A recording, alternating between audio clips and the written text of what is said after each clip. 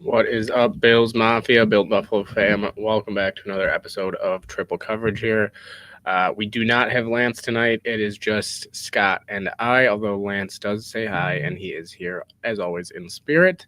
But welcome back in. Today, we're going to be talking about some defensive line, just going over all those guys. A lot of new faces that are coming in this year, kind of revamped. So it's going to be a fun little topic here. So, Scott, how you doing on this Thursday night? Yeah, doing well. This is our last show until training camp starts, which is exciting. The rookies showed up this week, I think they said. The rookies are there, and then we got, next Wednesday is the first day of practice. So by this time next week, we'll have some actual kind of football to talk about. And if I'm not mistaken, I'm blanking on the date that they're going to announce the new, is it helmet for the Bills? Yeah, I think that's the 22nd. So what's that? That's 2 I days. don't know. Is that the first day of camp? Actually, now that I'm thinking about it, it might even be the first day of camp, or because I know the 24th is going on. So it's either the first day of camp, which wouldn't be shocked if they just have Josh Allen run out in it, and that's the new helmet. But still, a lot of exciting news going to be coming up in the next month. We do have football about exactly 2 weeks away, actually. We have a live football game, preseason there on the 31st. So there is football soon, live football when it comes to actual preseason. Even though it's not the Bills, I know everybody still likes to at least just tune in, see it, get that feeling again going in. As Lance announces he's at Riverworks tonight. He is tuning in though, so shout out Lance. He is here in spirit, as we said. Yeah, shouldn't you be doing whatever you're doing? If you had time to watch, you could have been here. Go do what you're doing. He knew he couldn't be here, so he was just he was missing it so much he had to hop in the comments at least. But miss you, Lance. But we know that Lance will be back, and we'll have a lot to talk about when he is back here because the training camp will be starting. So. Let's just go right into quick thoughts, though, as we always do. We only have a few topics this week. We'll start first with Bills rookie defensive end. Landon Jackson was put on the PUP list, the physically unable to perform list, for a neck injury. It doesn't sound too serious or anything. So, Scott, what are your thoughts just on them announcing that before the training camp even starts? Yeah, I mean, it's not great that he's dealing with anything. He did have a neck. I don't know if it was like a surgery or procedure when he was in college to fix some kind of an injury. Sounds like what they said is he tweaked it at the pass rush summit he was at a couple weeks ago. Doesn't sound serious. They're hoping that he's going to be good to go for the first official day of camp next week. They had to put him in this category this week because, like we said, the rookies reported. So they're hoping he's good to go by the time the whole team gets there. But hopefully he doesn't miss any time because he's a rookie and a bit of a developmental project, so he needs as many reps as he can get. You hope it's not something that lingers for him. You hope it's just, maybe some general soreness there from the procedure he had back in the day. But not ideal, but, not the end of the world. Sounds like he's going to be fine and back soon. And he's on the active PUP list, so which means they can activate him at any time, and he still counts as a roster spot. So you got to imagine they thought this was going to go a few weeks or longer, they would have put him on the actual PUP list and brought another guy in, but it doesn't sound like they need to do that.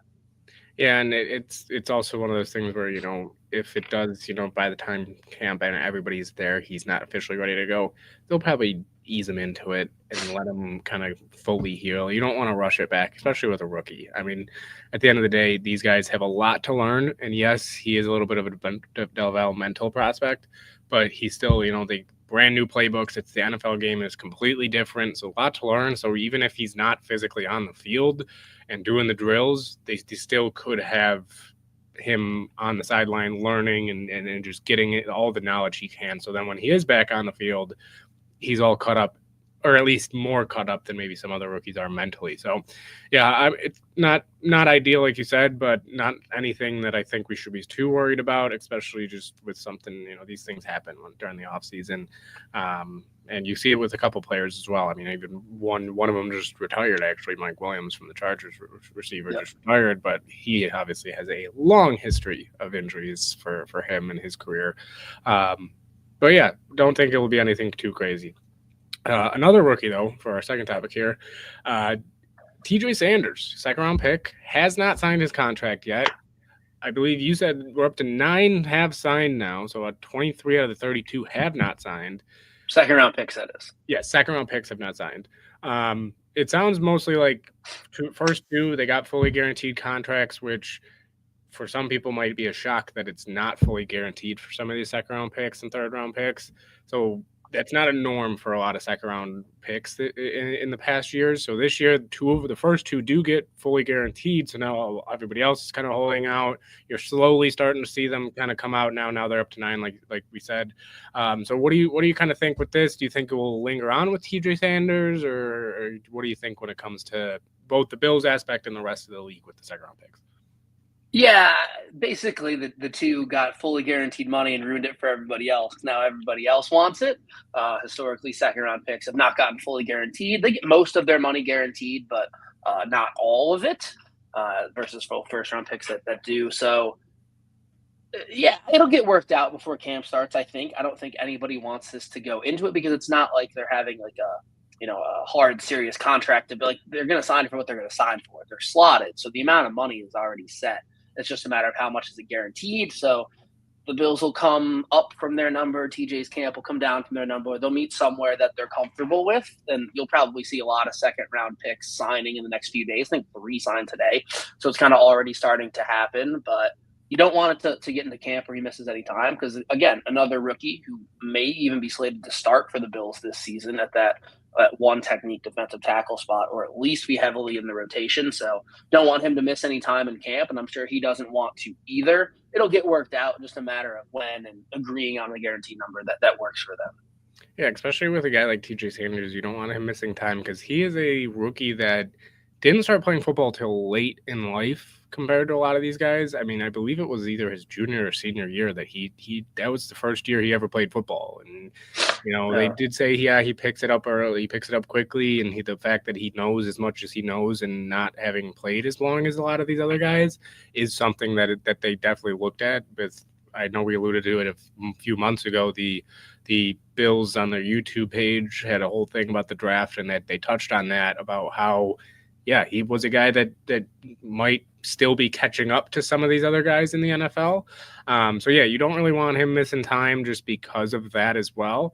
But yeah, like you said, I don't think it will be anything that will linger on. There might only be one second round pick that really lingers on. That's not even due to the contract. It's due to off the field stuff that we obviously heard, and with the Browns there with 𝐬𝐮n𝐬𝐜𝐫𝐽 Judkins.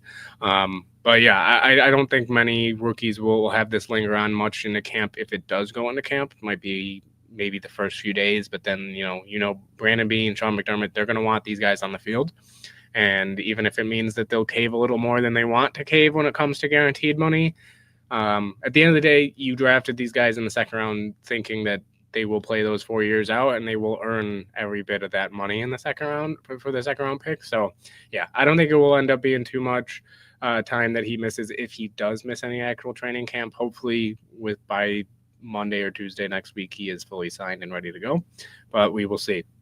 Our last topic here is something that comes out every year. I can't remember the first year that they did this, but every year that they it's been come a while. out with, yeah, it's been a few years now. They come out with top 10 lists of positions, and the Bills ended up having 3 in the top 10 of their positions. First one, I don't think it's a shock to anybody. Josh Allen is in the top 10 of quarterbacks. He was ranked number 2. I believe he was lowest as 4, if I'm not mistaken, highest as 1, which some of those were kind of funny to look at. Even Lamar, I saw, was the lowest as 6, which to me at least is crazy to put him at, if anybody puts him at 6. Like, to me, they should put those lists out of who put them at 6 and who put them at the lowest, but that's just me.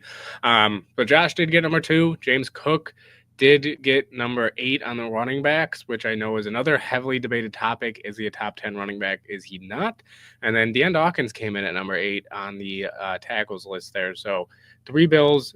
Did anybody surprise you that they're that high? Did any of those 3 surprise you? And are any of them shocked that any of them didn't get on one of these lists? I was surprised Benford wasn't at least in the honorable mention part. Or even others receiving votes. So apparently everybody hates Benford, which honestly, good for us.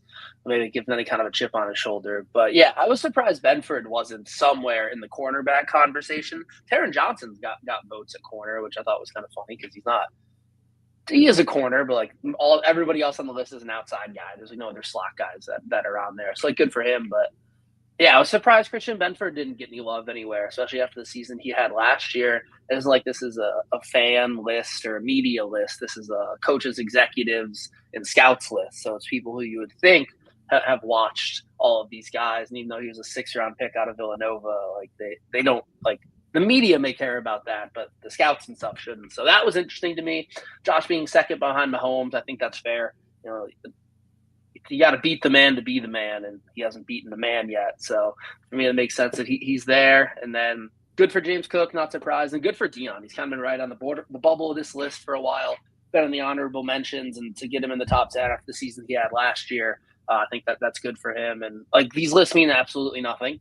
So, but it's just something to talk about until football actually starts. And it's nice to see some Bills on there because there were some days where we were pumped up. We got one guy on there, and now we have a few. So they're fun to look at, but yeah, they don't mean anything. If anything, it might even know for some of these guys, like add fuel to the fire, right? Seeing, the coaches, execs, they don't think I'm in top 10, like for Benford, or even a guy like Terrell Bernard, or even a guy like Matt Milano, who I know Milano, that's a different story because he's been injured. And I think he was third like 2 years ago before he had the injury. So for him, it's like, well, I got to get back on this list, or I got to get on this list for the first time. But yeah, I mean, I'm not too shocked that anybody else didn't make it. I know you might hear some arguments for a guy like Terrell Bernard or Matt Milano, obviously, but Matt Milano, like I said, I think it's a little bit of a different story just because he has missed so much time. Benford is definitely the number one surprise for me that he wasn't at all mentioned, just because, especially when you look around the league at analytics, whether it's just the spot on numbers, or even if you just watch the tape, it just seems like he is that number one guy that you look at and any team should be looking for. So, yeah. I mean, maybe after this year, if he puts up another great season, which I think all of us are expecting, he does get on a list like this. But yeah, and then I would love to see if they would do like a top 5 for like nickel corners, because then that would be something where I think like Teron Johnson, to me, is in that top 3 conversation without a doubt for nickels, and arguably number 1. I know that a lot of people have McDuffie, but to me, it's between those two are the top 2, and you can't go wrong with either of them. Josh at number 2, I know that some people say, oh, he should be 1.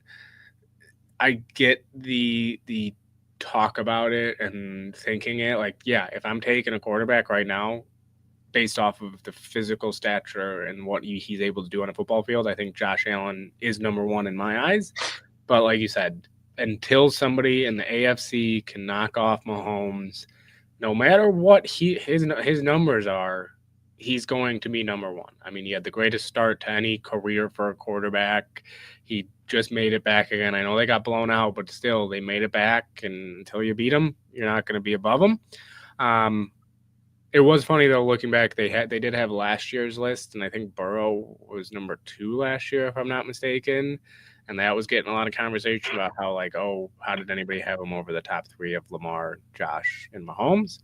I don't know. After the season he had last year, he could have been number 1, honestly.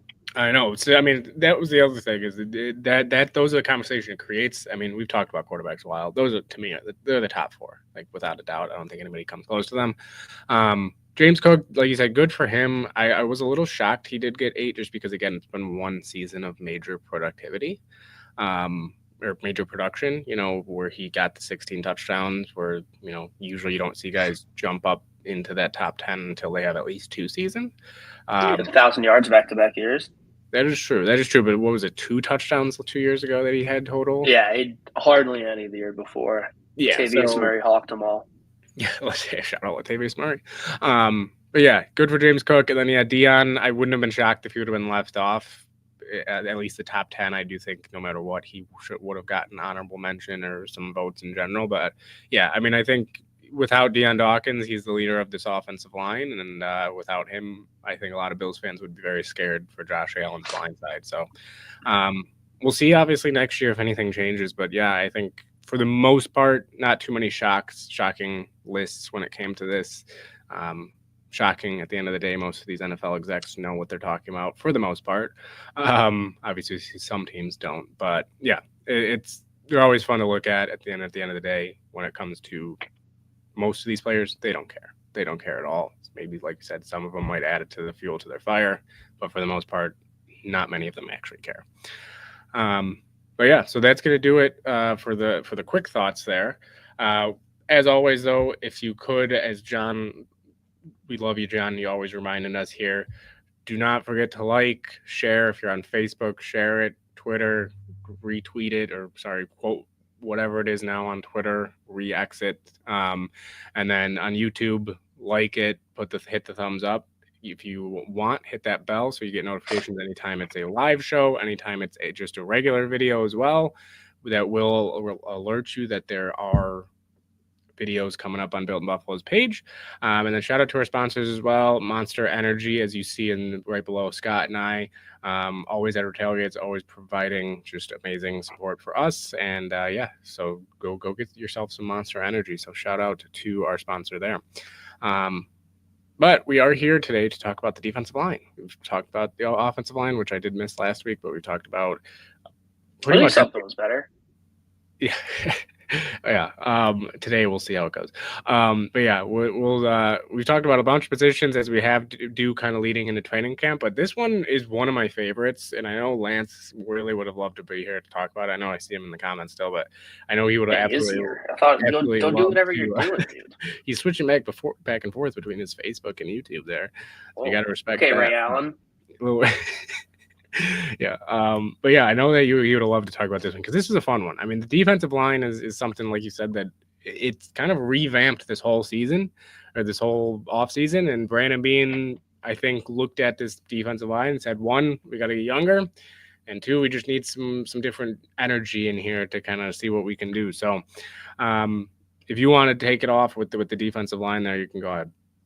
Yeah, so like you mentioned, it's revamped, and this offseason was very similar to the 2021 offseason.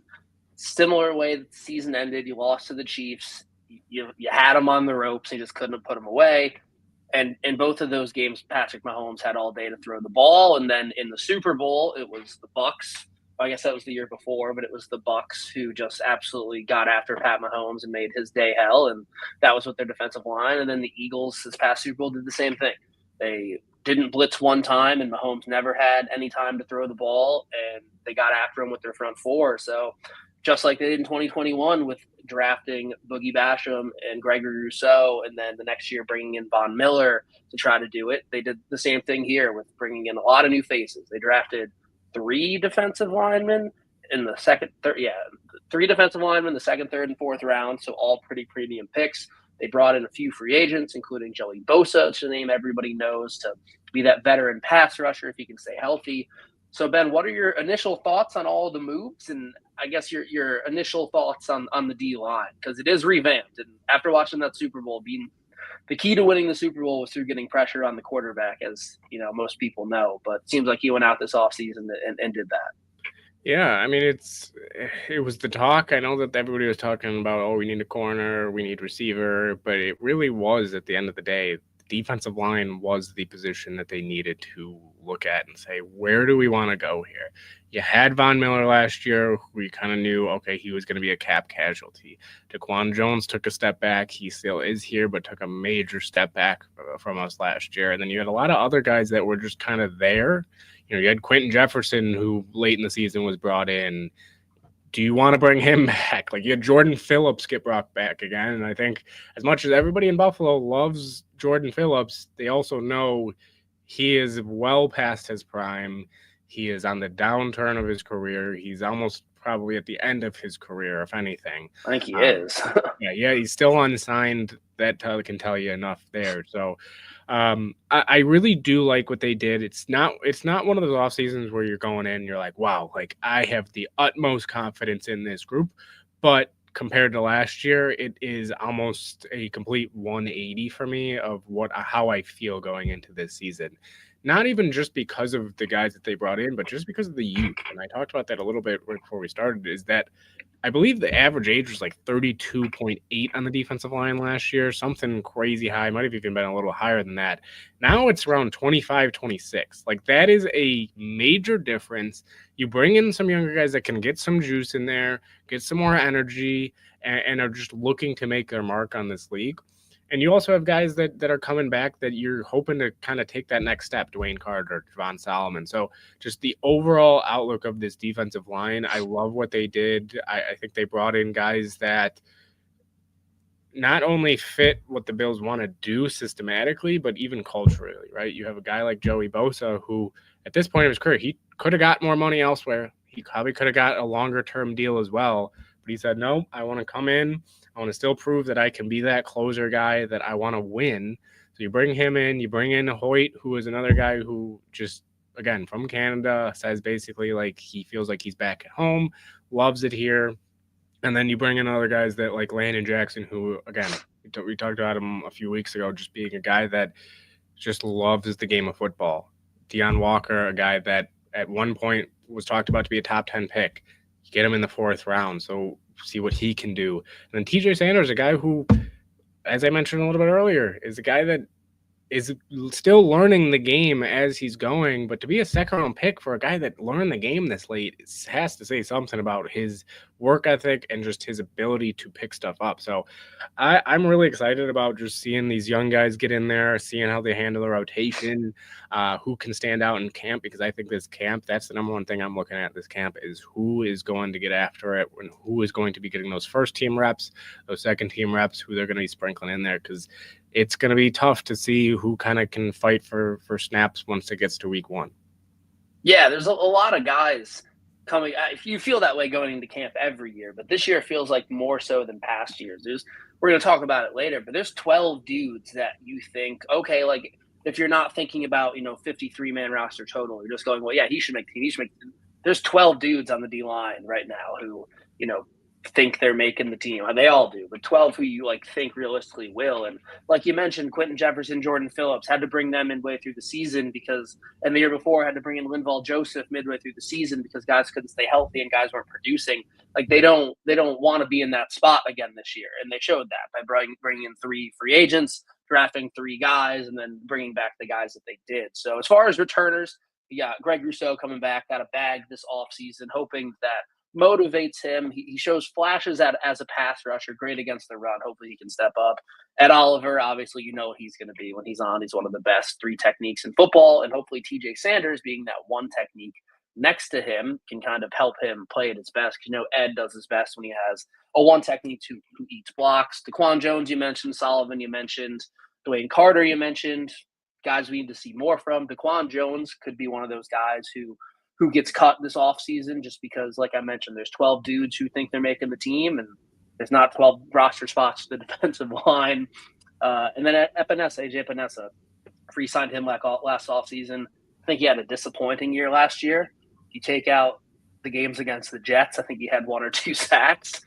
Guy just loves Aaron Rodgers for some reason. So of that group, pick 1 or 2 guys, and I guess, what do you want to see from them, or how do you feel about the returners? And yeah, just kind of go from there where you see fit. Yeah, the one guy that I want to see returning, that I want to see not only how he's looking, but how the coaching staff kind of handles him, and that's Javon Solomon. He's a guy who was kind of the talk of potentially being a steal of the Bills last year, led the FBS in sacks coming out of, I believe, Temple, if I'm not mistaken. No, he was from Troy. Yep, Troy.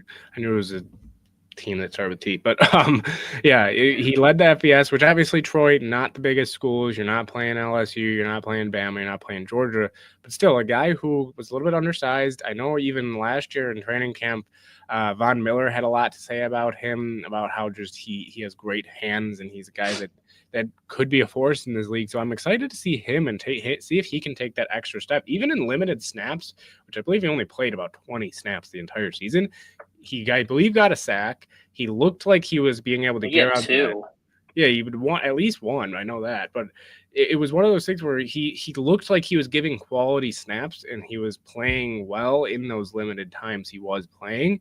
And being an undersized guy, you kind of really have to show that in your limited snaps, because this is a league where everybody wants the Greg Rousseaus, the big 6'6", the 6'5" guys that can move. But when you can get an undersized guy that can still move it can be a thing that if you can develop him correctly in the other areas of the game, in the run stopping against these bigger offensive linemen in the NFL, they can become forces. You've seen it throughout the history of the league where you have these guys who are undersized and they end up going down as some of the great players of this game. So I'm very excited to see Javon Solomon. And then my other guy, I love him. I raved about him last year. Dwayne Carter is a guy that I'm very curious how they're going to use him because they've talked about him being a 1T. They've talked about him being a 3T. And it's just like with him, where do you go? Because you did bring in so many guys. And he was an earlier round draft pick last year. He played well before his injury, got hurt, came back, did not look the same at all. So I'm very curious to see how he looks, just because, again, he looked great before that injury, but can he get back to looking good again? That's going to be the big question. So really the two guys that I'm most excited to see are those returning guys. I know there's a million guys that we could say here, but Solomon and Carter, to see them going into their second year, see if one of the two at least can make a jump into that second year and solidify themselves as, hey, I'm not going anywhere in this league. I'm going to make my mark. So those are the two I'm most excited about. Yeah, and the Bills need them too. They're affordable. They're young, and they're guys who will be here for the next 3 years, assuming all goes well. And we mentioned there's a lot of guys, a lot of mouths to feed on this D line. Like if they don't have the best camp, like maybe they're guys that could be on the trade block. Like I don't think they'll cut them. Probably try to get like a day 3 pick for them, but like they need to show out this camp and show that they have developed in the offseason. Because like you mentioned, Carter, like that Texans game, I think that was the game he got hurt in. He looked really good. And then once he came back from his injury, he like couldn't find his way on the field in front of Jordan Phillips and Quentin Jefferson. So that tells you something. And then Solomon played well when he got opportunities. Most of them were in garbage times. Kind of take the stats with a grain of salt. I think he had like the highest sack percentage based on snaps of anybody in the league, but a lot of it was in garbage time. So we'll see. And John makes a good point. We're going to talk about it in a little bit. Like those two guys, we have those suspensions for the first 6 games. So like the young guys are going to get to play because, they may have a kind of I don't think they're going to get cut, but they're going to be on the roster for sure and on the game day roster for sure over the first 6 weeks until those two guys, Ogunjobi and Hoke, come back. So yeah, need those two guys to step up because the Bills drafted them, and Carter was a 3rd-round pick. Like that's a pretty premium pick. Solomon a bit later, but he showed flashes. So hoping they can take that next step. For me, I want to see more out of AJ Epinesa.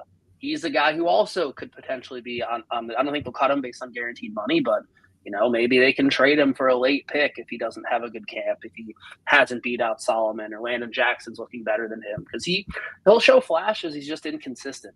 So need to see him kind of bring that consistency up this year. And then Ed Oliver had kind of a down regular season, but in the playoffs, he was a monster. And I'm fine with that, honestly. Like if he's going to do that's fine with me. But with TJ Sanders in there, with some beefier rotation at the one technique, not just the shell of Jordan Phillips and an old Daquan Jones, I want to see him, maybe get some more one-on-one matchups and then win those matchups. Because if he gets one-on-one, he should win that every time. So want to see more from them. And Groot, we talked about him. Want to see more from the pass rush, and then I think that's kind of all for the old guys. So you can jump it over to the new faces unless you got anything else on those. Well, before we move on to the new guys, I did want to bring this comment up from John here. Kind of a underrated aspect of the Bills, obviously, is always the practice squad.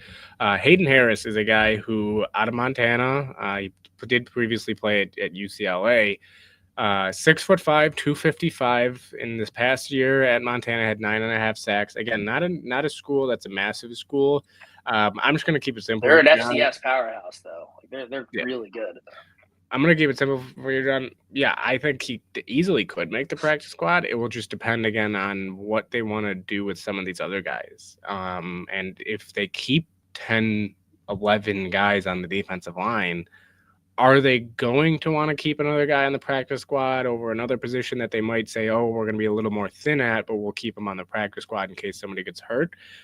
We'll see. So he's an intriguing guy, though. Like we said, like when we talk, I just talked about how everybody wants that size at 6'5", 255.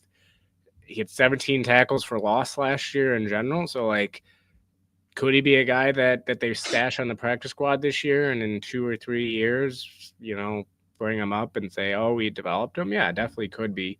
But I think when it comes to the practice squad, it's going to be tough for a lot of these guys to make the practice squad, just because you have so many guys that could potentially make it, whether it's receiver, whether it's running back, whether it's corner, like that. You just have so much, feels like, depth everywhere, that some of these guys are going to be shocking cuts.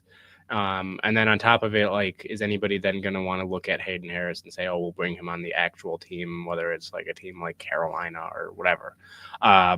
So I think it will just depend on that. Didn't want to get too into that, just because, again, Hayden Harris, we'll have to see how he does in camp. I mean, if he does great in camp, then maybe he gets a better chance. He's really athletic.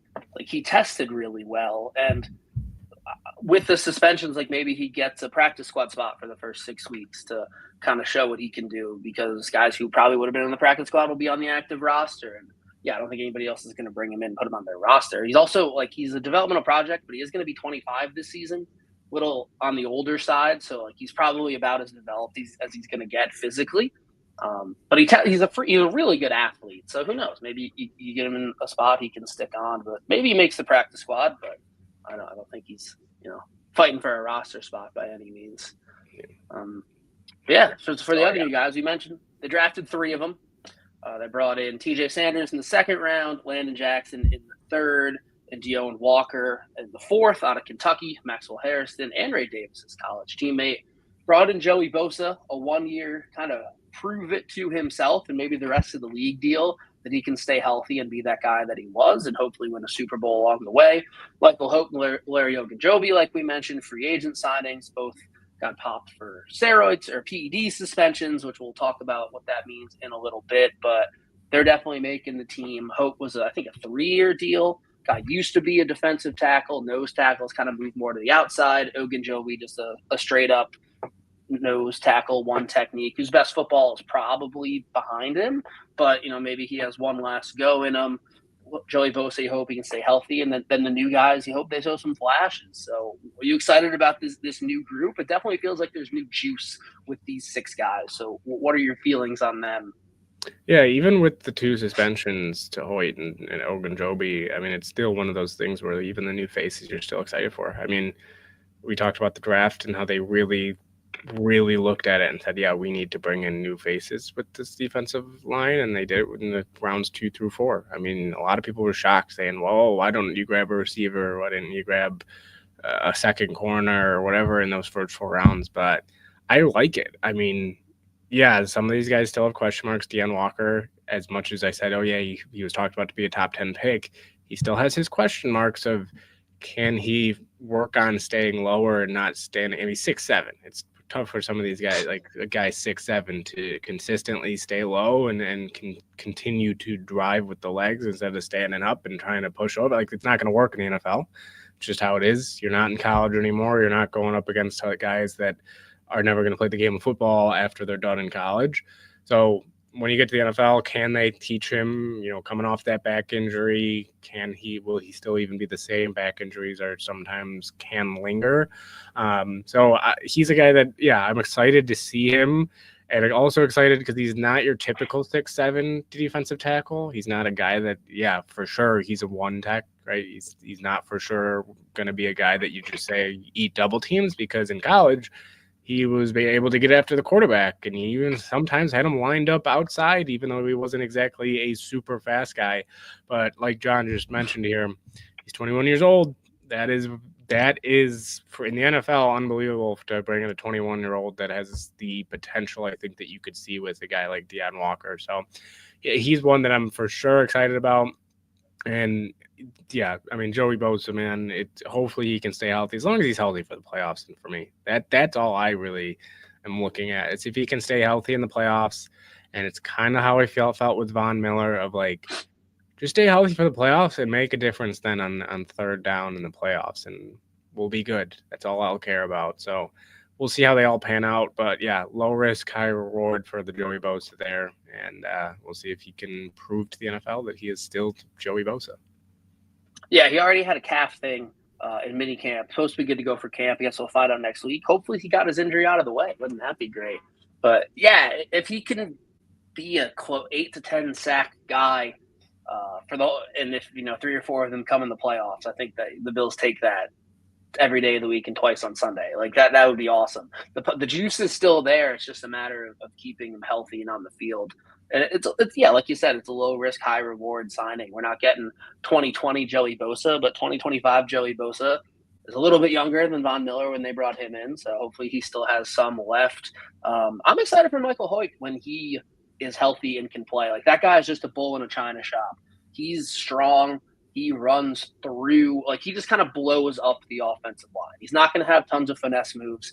He's not going to, ghost rush outside like Vaughn would. He's just going to run through the tackle space and push the tackle back into the quarterback or running back and blow up the play. And I think that's kind of something the Bills' D-line's been missing. He plays with that kind of an edge. And you need that. Like on a third or fourth and short when they're trying to run the ball, like you need somebody just to go in and maybe not make the tackle, but just blow it up. And he's definitely going to do that. Ogunjobi, like we mentioned, we know what he'll be. He'll be a serviceable rotational defensive tackle, probably nothing more than that. TJ Sanders is a guy I know the Bills are really excited about. I'm sure, they probably say this to all the girls, but they told him if he was there in the first round, they would have taken him. Or if Maxwell wasn't there, they would have taken him in the first. So they're excited about him. Can get after the passer, can defend the run. As you mentioned, he's newish to football. Like he was more of a basketball guy growing up, I think they said. So excited for this. Like I said it earlier, but the main goal is not to have to bring in Jordan Phillips midway through the season. And with this group, they shouldn't have to do that. Hokan Ogunjobi, like we mentioned, suspended for the first 6 games, could mean big opportunities for guys like Dwayne Carter, guys like Javon Solomon, guys like Deontay Walker, guys who are maybe more fringe rotational guys. They're going to get real snaps, and they play the Ravens week 1, so they're going to get real snaps against a real team. So I guess, like, what are your thoughts on? Not much more to say on it than that, but they're suspended. So if you want to say something, go. Yeah, I think this could be an opportunity for, especially like when you're talking about week 1 against the Ravens. I mean, anytime they play the Ravens, they have one goal, and that is shut down the run game and force them to pass the ball. And against the Ravens, I mean, when you can shut down the run, it works for the Bills. But when you don't shut down the run, it, as we saw last year in the regular season, it does not go well. So I'm curious to see if they end up playing a guy. Maybe, you don't see as much of Bosa week 1. Maybe you do see more Epinesa week 1. Maybe you see Deontay Walker to try to just fill up and take up space to allow Ed to work. I mean, maybe that's their plan this year. But yeah, it's going to be interesting to see kind of how they attack it, especially week 1 without those two. But I kind of like, as much as I don't want to see them suspended, it kind of does give the Bills like that little bit of an edge of like, okay, well, you won't be able to see us fully healthy, and you kind of didn't see them last year fully healthy in the regular season. I mean, they're missing Teron Johnson, Matt Milano, and Terrell Bernard, if I'm not mistaken. I mean, yeah, you're missing 3 key guys, and Hoyt and Ogunjobi, yeah, they're maybe not as key as those 3 I just listed. I mean, who knows? And maybe by the playoffs, we look at them and say, yeah, they are integral parts of this defense and they need to be on the field as much as possible. I mean, that could definitely be something. So I'm definitely curious to see kind of how they attack the Ravens without those 2, especially because Hoyt could have been a guy that I think against the Ravens could have been huge, just to have a guy, like you said, just to be able to push to the pocket, make Lamar Jackson uncomfortable, push back, not let Henry get going, because as soon as Henry gets ahead of steam and he's going downhill, as everybody has learned over the past 10 years, it is hard to stop him. So maybe, he'll be missed, and Ogunjobi as well, just another guy that can just eat up blocks that might be missed. But at the end of the day, it's good to get these guys, I think, especially early in their career on the football field. Learn from your mistakes. We've seen it from plenty of rookies for the Bills. Yeah, they might have a first rough couple weeks, but then from there on, they learn from their mistakes, because Sean McDermott, if there's one thing he knows with defense, he knows how to develop guys. And even though they might have rough starts, they usually turn it around for the most part. But yeah, I mean, it's going to be interesting to see how they kind of attack it without these 2 guys. And I know we're about to get into how many they'll keep, and that will definitely play a factor in how many they keep. And then it's going to get real interesting once it gets towards week 5 and 6 to see what's going on there. Yeah, obviously it's not good that Michael Hoyt, their probably biggest free agent signing maybe overall, honestly, at least on the defensive side of the ball. Him and Joey Bosa, kind of the same. He got the 3-year contract, so we'll give it to him. Is suspended for the first 6 games, and 𝐿ARRY who they brought in thinking would be a rotational guy. It's not good that they're suspended, but the Bills kept 10 defensive linemen last season.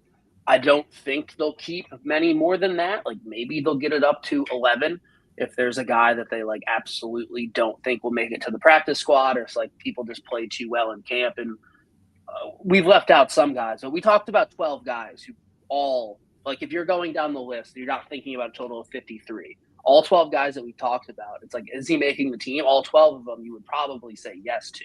So they're going to have to make some tough decisions. Does that mean DaQuan Jones gets cut? Does that mean they trade a Dwayne Carter or an AJ Epinesa or something like that to try to get a late draft pick and open up a roster spot? But with those 2 guys being suspended, they can kind of kick that can down the road till week 7 because they'll have the 10 spots for those 10 guys. And I know this isn't the show, but it makes it really intriguing when you think about did they use a roster spot on Brandon Codrington this year to just return kicks and punts when they have the defensive line is this deep? I personally don't think that they do. I think that's why they brought in a Shenault or someone who can return that way, or why Ty Johnson is still around. So who do you think, let's take the suspensions out of it for now. Who do you think makes it, and how many do they keep? And, does anybody get moved? First, I'll say who I'd want them to not keep if they had to keep. If we're pretending they're going to keep 10 again, and there's these 12 and the suspensions don't matter. DaQuan Jones, either way, I think he will be a cut if they decide to cut him early and or whatever, or even when the 6 weeks are up, they do end up cutting him. He would be one that I would say you gotta. I mean, I love DaQuan Jones, but last year, man, was brutal for him. I mean, there's no easy way to put how he played last year, and he's now 33, about to be 34 soon, I believe. And once you start hitting that age, man, it's not just the fact that you've played so many snaps. Ask Lance. Yeah, it's just it doesn't get easier. I mean, you're not going to all of a sudden. It's very rare to see players all of a sudden have a bounce back year at age 33 or 34. Every once in a while, you'll see a guy bounce back and have a good season after he has a bad one at that age, but it's very rare. And as much as I like DaQuan, it's just when you have these guys that you think can step up, I don't see why you would end up keeping him. Now, maybe they keep him, like we said, till week 6, and then they say, sorry, DaQuan, we got guys that we think can do better, or who knows what happens from there. But DaQuan's one. The other one's tough because the new faces, I don't think you're moving any of them, obviously. Those are all staying. I personally want them to keep Dwayne Carter. He's the one that I'm a little nervous that they'll move for a 5th round pick and just say, oh, we'll cut our losses. He's not living up to what we thought. But I think the guy that they should move on from is AJ Epinesa. And I think if you call up Joe Sheen, you've seen it before. Just trade it. Have him give us a 7th round pick. I don't even care at this point. If you can shed the money, and I know you might take a little bit of a hit this year, but shed the money and move on and say, sorry, AJ, thanks for your time. You were great in Buffalo as a fan compared to fans loved you for the most part, and you just didn't live up to what maybe we thought you could. And then the other guy that I'm a little nervous that they might look at and say, oh, we don't have a roster spot for him, is also Javon Solomon. I know that he has the hype around the fan base, but it was a late 5th round pick, if I'm not mistaken. Yeah. How much is Brandon Beane going to look at that and say, do I want to keep a 5th round second year guy that, he's looked all right, looked good, over a guy that knows the system's been there, played in big games before, in AJ Epinesa? That's my one worry. So if I had to pick 2, I would say Epinesa and Jones, whether it's both cutting them or trying to trade Epinesa and getting rid of Jones, whatever the 2, that's what I would do. But I have just thought in my back of my head that it's Solomon might be that guy that they look at and say, just out of everybody, we've invested everywhere else. You're undersized. Can you really turn into what we think you can turn into? You're a 5th round pick. We're just going to bite the bullet. That's my only fear here, is that that's what they're going to do with Solomon. Yeah, I agree with you. I think Solomon, Carter, Jones, and Epinesa are the four that could potentially get the axe. I don't think any of the new guys will either, unless like one of them just has a tear. But like, you're not going to cut a second or third round pick, even if they have a bad camp. Probably not a fourth round pick either. I will say So 𝐬𝐮𝐬𝐫𝐠. Sorry, last second before you. 𝐬𝐮𝐬𝐫 is the one that I could see just because one, they didn't know about the suspension. They knew about it with Hoyt. Two, he did also take a step back last year as well. So if he comes into camp and then comes back and they say, "Oh, you don't really look the same," I don't think it will happen. But he could be a guy that I could see them saying, "Well, you didn't tell us about the suspension, whatever." The thing with him is though, like, it's $5 million guaranteed. Like, I don't think they cut that. And I don't know if anybody would trade for him because he had 6-game suspension and he has $5 million guaranteed. So that's it. Like AJ Epinesa, I don't think they cut him because if they cut him, it's only like a $400,000 in savings. They can trade him. That saves them like $6 million, and I'm sure they could find somebody to take him. Like, maybe, yeah, like you said, you get a day 3 pick for him. Maybe you have to throw in a 7th or something. Like, you could probably get something done. But yeah, I would say like for a guy like Dwayne Carter, unless he shows something in camp this year, I would say he has a good chance of being the odd man out. Unfortunately, Solomon probably the same. Like, unless he shows something, because he was a late pick last year, looked good when he played, but like couldn't really get into the rotation all that much. And everybody else is, pretty much locked in. But where the suspensions almost make it tough because like, would you make one of those moves at the end of camp knowing you're going to need that guy for 6 weeks? So that's what makes it difficult. Like a guy like AJ Epinesa, like if say, someone calls and offers you a 6, like, do you take it in August because you need him for 6 weeks? Like, you need him to be a part of the rotation. Same with the Dwayne Carter. Like, do you take it? So maybe they like just kind of figure like future us's problem and they figure it out in week 7 and someone gets caught, or maybe they're able to make a trade then. But it's going to be interesting because they're not keeping 12 D linemen. There's just not enough spots on the team. And there are 12 guys here that, are NFL worthy players. And, it's kind of the champagne problem that the Bills have with having a team so good is, the days of us picking up guys off the waiver wire after, going to do a yard sale after the final cut day is gone. Teams are not doing that to us. So it's going to be tough decisions to make. Fortunately, unfortunately, they don't necessarily have to happen until week 7, but it's definitely a deep group. It's a much deeper group than last year and the year before, which is great, and it's what you need. And so what's your confidence level in this group going into the season? Well, before I answer that, yes, John, he is still on his rookie contract. He has 3 years left. Yes, he does. Bean likes to keep those contracts because they're cheaper, but they're also easier to get rid of because they don't have as much of a penalty. So it's kind of like Scott was talking about with Epinesa or 𝐬𝐿. Yeah, their contracts are shorter and they might be more, but at the end of the day, you're not saving that much from them, and you get a penalty for a certain amount.